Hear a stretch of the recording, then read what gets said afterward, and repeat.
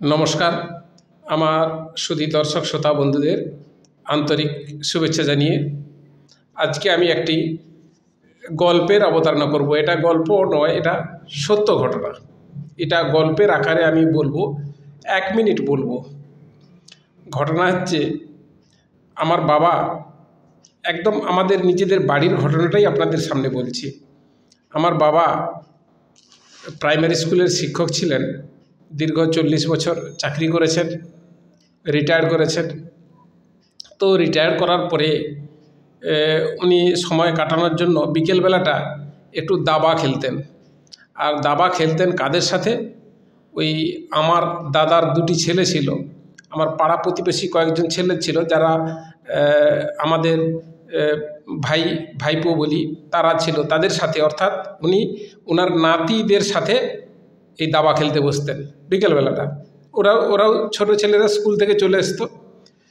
এই প্রসঙ্গে বলে রাখি, ওই যে ছেলেরা ছিল, ছোট ছোট ছেলেরা ছিল, ওরা কিন্তু খুব ইন্টেলেকচুয়াল, ওরা খুব বুদ্ধিমান ছিল এবং ওদের ব্রেনও ভালো ছিল। তো সেই দাবা খেলতে বসে দেখা যেত যে ওই আমার বাবা একদিকে থাকতেন, আর ওই দিকে ওরা 3-4 জন ছেলে থাকতো। ওরা 3-4 জন ছেলে কিন্তু বুদ্ধিমান, ওরা কিন্তু ঠিক সুন্দর সুন্দর করে দাবার বোড়ে দিত বা গজ বা ঘোড়ার চাল দিত। সেই ঘোড়ার চাল কিন্তু ধরা খুব কষ্ট। তা ওরা আগে থেকে প্ল্যান করে নিত যে আজকে দাদুকে এইভাবে কাবু করব। তো আমার বাবা স্বাভাবিক কারণেই যখন এগ্রেসিভ হয়ে চাল দিতেন, তখন দেখা যাচ্ছে যে ওই চাল দেওয়ার সময় এমন একটা পর্যায়ে এলো যখন এগ্রেসিভ হয়ে গেলেই তখন দেখা যাচ্ছে যে ওই হেরে যাওয়ার অবস্থা। অর্থাৎ সেই দাবার যে সেই গেমটা হেরে যাওয়ার ওনার অবস্থা এসে যায়। সেই তখন দেখা যায় যে উনি একটা প্রস্তাব দিতেন, ওই নাতিদেরকে প্রস্তাব দিতেন, দে এবার ঘেঁটে দে। তো ভাষাটা আমাদের লোকাল ভাষা, দে এবার ঘেঁটে দে। দে এবার ঘেঁটে দে মানে কীরকম, যে আমার আর জেতার কোনো সম্ভাবনা নেই, কিন্তু আমি হারতে চাই না, আমি গেম কুইট করব। গেম কুইট করার জন্য উনি কী করতেন, পুরো বোর্ডের উপরে যা ঘোড়া যা ছিল সব এরকম করে ঘেঁটে দিতেন। তো ঘটনা হচ্ছে, এগ্রেসিভ হতে হতে উনি যখন পথ পেলেন না, তখন এবার ঘেঁটে দে।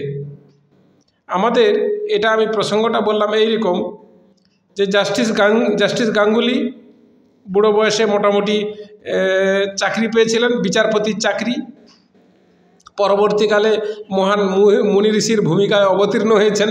এখন উনি একজন বলছেন যে আমি তো ঠাকুর ছাড়া চলি না, ঠাকুর যা বলেন তাই করি।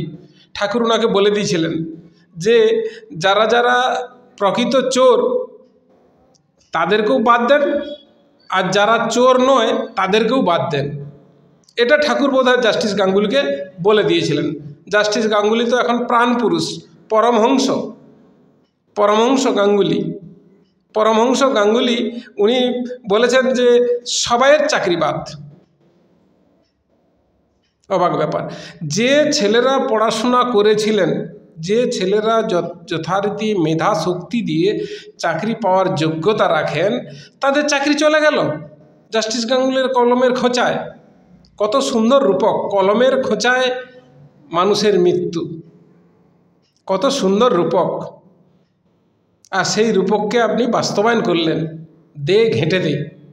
কি ঘাঁটবে না, সবাই বাতিল, এই চাল বাতিল, এই গেম বাতিল। আপনি বিচারক কিসের জন্য? আপনাকে বিচারপতি রাখা হয়েছে কিসের জন্য? আপনি চাকরি করছেন কেন? আপনাকে বেতন দেওয়া হচ্ছে কেন? আপনি যদি দুধে জলের পরিমাণ মাপতে না পারেন, আপনার চাকরিতে থাকার তো আপনি অযোগ্য। আপনার বিচারপতি হওয়ার কোনো যোগ্যতা নেই। জাস্টিস খান্নারও তাই, জাস্টিস খান্নারও বিচারপতি হওয়ার কোনো যোগ্যতা নেই। 25,000, ভারতবর্ষ 140 কোটি মানুষের দেশ, 25,000 লোককে ঠিক করা গেল না। আপনার সিআইডি টিম নেই, একটা করে ধরার ক্ষমতা নেই। আপনি সেটা নিজে বাছাই করতে পারলেন না, আপনি এসএসসির উপর নির্ভরশীল করলেন। এসএসসি তো তারা তো দুর্নীতিগ্রস্ত, আর এসএসসির যারা দুর্নীতিগ্রস্ত তাদের চাকরি আপনি বহাল রেখে দিলেন, সেই আইএএস অফিসারদের চাকরি খান, তাদের যত সম্পত্তি আছে ক্রোক করুন। এসএসসির ডিপার্টমেন্টে যারা চাকরি করেছে তাদের সম্পত্তি ক্রোক করুন, সেগুলোও করলেন না। উপরন্তু যারা ভালো ছেলে, যারা মেরিটের ছেলে, তাদের চাকরি আপনি খেয়ে নিলেন। অবাক! বিচারের বাণী নীরবে নিভৃতে কাঁদে। বিচারের নামে প্রহসন। আজকের এই প্রহসন ঐতিহাসিক প্রহসন, ডেমোক্রেটিক সিস্টেমের ঐতিহাসিক প্রহসন। ইংরেজ আমলেও এই জাতীয় প্রহসন হয়নি। ইংরেজ আমলের যখন প্রশাসনিক সিস্টেম চালু হলো তখনও তারা এইভাবে এত দুর্নীতিগ্রস্ত হয়নি। সবাই বলে জাস্টিস খান না কারো দ্বারা বিক্রি হয় না। বিক্রি হবে কি করে? তার তো যোগ্যতা নেই বিক্রি হওয়ার। অযোগ্য একজন বিচারক, বিচারপতি হওয়ার যোগ্যতা নেই।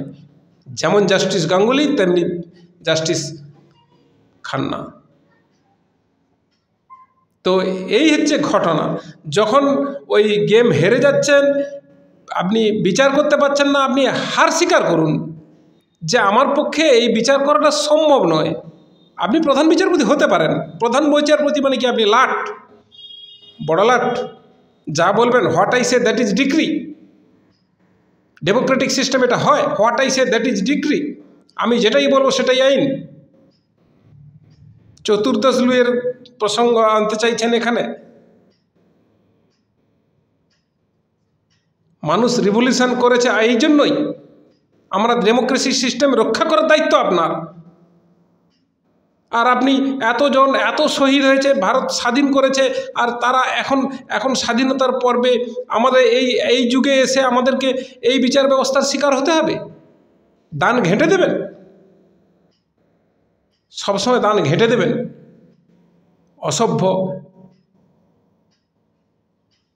তো আমি এই বিচার ব্যবস্থার তীব্র বিরোধিতা করি। আমার ডেমোক্রেটিক নিউজের পক্ষ থেকে আমি এই বিচার ব্যবস্থার সম্পূর্ণ বিরোধিতা করছি। জয় হিন্দ, বন্দে মাতরম। পরবর্তীকালে আমি আমার বক্তব্য আবার বলবো। ধন্যবাদ।